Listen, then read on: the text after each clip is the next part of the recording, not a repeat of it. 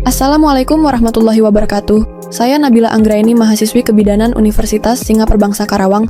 Di sini saya akan memberikan edukasi mengenai infeksi postpartum. Menurut Survei Demografi dan Kesehatan Indonesia, angka kematian ibu di Indonesia meningkat dari 228 per 100.000 kelahiran hidup pada tahun 2002 sampai 2007 menjadi 359 per 100.000 kelahiran hidup pada tahun 2007 sampai 2012. Rasio kematian ibu turun menjadi 305 per 100.000 kelahiran hidup antara tahun 2007 sampai 2012. 2012 dan 2015 terdapat sebanyak 4.221 kasus. Penyebab kematian ibu terbanyak di Indonesia pada tahun 2019 adalah perdarahan, tekanan darah tinggi, saat hamil, infeksi, gangguan metabolisme, dan lain-lain. Sekitar 25-50% kematian ibu disebabkan oleh kehamilan, persalinan, dan komplikasi pasca melahirkan. Masa nifas dimulai setelah kelahiran plasenta dan berakhir ketika alat-alat kandungan kembali seperti keadaan sebelum hamil. Masa nifas berlangsung selama kira-kira 6 minggu. Infeksi postpartum adalah komplikasi pada masa nifas, disebabkan adanya luka pada jalan lahir seperti perineum, serviks, dan juga luka bekas implantasi plasenta. Perlukaan pada perineum dan serviks bisa terjadi dikarenakan ibu bersalin. Sebelum pembukaan lengkap sudah dipimpin mengejan, bayi besar, dan episiotomi. Faktor penyebab terjadinya infeksi nifas diantaranya daya tahan tubuh yang kurang, perawatan nifas yang kurang baik, kurang gizi malnutrisi, higien yang kurang baik, serta kelelahan. Faktor penyebab utama terjadinya infeksi pada masa nifas ialah adanya perlukaan pada perineum. Beberapa bakteri dapat menyebabkan infeksi setelah persalinan. Infeksi masa nifas masih merupakan penyebab tertinggi angka kematian ibu.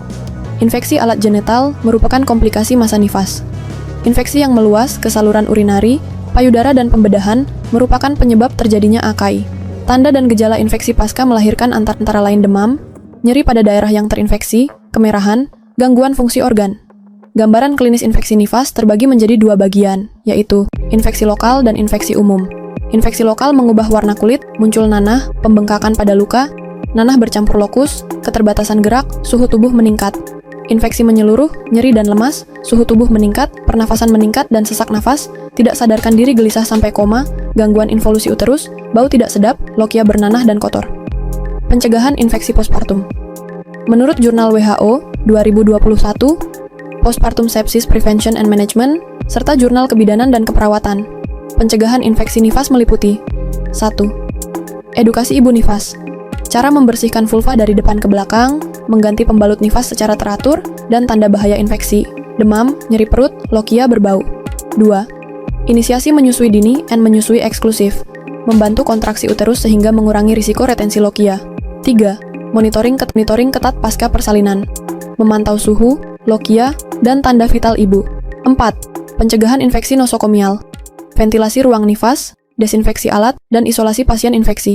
Pengendalian faktor risiko, mengurangi intervensi invasif, menghindari pemeriksaan dalam yang terlalu sering saat persalinan, serta mencegah anemia dengan suplementasi zat besi. Penanganan pada penderita infeksi postpartum. Berdasarkan WHO 2021, Postpartum Sepsis, Prevention and Management, dan Jurnal Kebidanan Indonesia. 1. Terapi antibiotik spektrum luas secepat mungkin. Kombinasi ampicillin plus gentamisin plus metronidazol direkomendasikan pada kasus sepsis nifas atau endometritis. 2. Pemberian cairan intravena, IV fluid resuscitation, mencegah shock septik. 3. Pemantauan tanda vital secara ketat, suhu, tekanan darah, nadi, respirasi. 4. Evakuasi sisa jaringan plasenta bila ada retensi menggunakan kuretase atau obat uterotonika. 5. Edukasi ibu menjaga kebersihan, mengenali tanda bahaya. Demam, 38 derajat Celcius, lokia berbau busuk, nyeri perut hebat.